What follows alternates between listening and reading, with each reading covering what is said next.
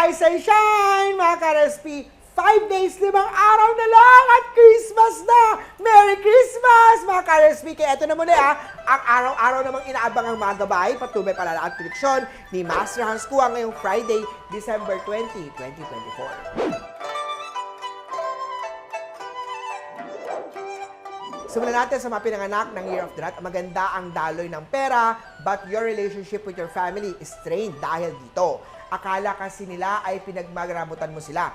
Kaya naman i-explain na magtatabi ka just in case sa mga emergency. White at 7 ang swerte kay Year of the Rat. Sa mga pinanganak ng Year of the Ox, putulin na ang mga contacts kay ex para hindi na maulit o bumalik pa sa buhay na negative o malas. Humanap ka na lang ng iba. Orange at 1 ang swerte kay Year of the Ox. Sa mga Year of the Tiger naman, ang complications sa lower part ng body ay posibleng babalik. Ito ay tulad ng arthritis or gout. Make sure na sinusunod ang medication na binigay ni doktor laban dito.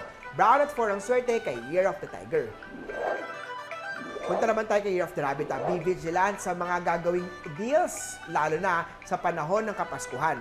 Intindihin ang nakasulat sa kontrata, basahin maigi yan. Ipa-check kay attorney. Gold at 8 ang swerte kay Year of the Rabbit. Punta naman tayo kay Year of the Dragon. Ang pagiging pabaya sa sarili doesn't make you a martyr.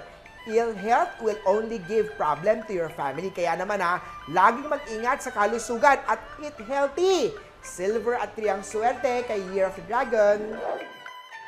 Eto naman! Say of the Snake. Give your best effort para magtagumpay. Maganda ang swerte sa trabaho at negosyo ngayong panahon. Lavender at 6 ang swerte kay Year of the Snake. Sa mga pinanganak ng Year of the Horse, relationship that started as third party will be stagnant and unfulfilled. Tandaan lamang na relasyon na walang sabit will work out well. Aqua 2 ang swerte kay Year of the Horsey. Sa mga goat naman tayo, maging wise sa pag-invest at gaganda ulit ang flow ng pera. Huwag masyado makitrending. Be unique. Violet at 9 ang swerte kay Year of the Goat.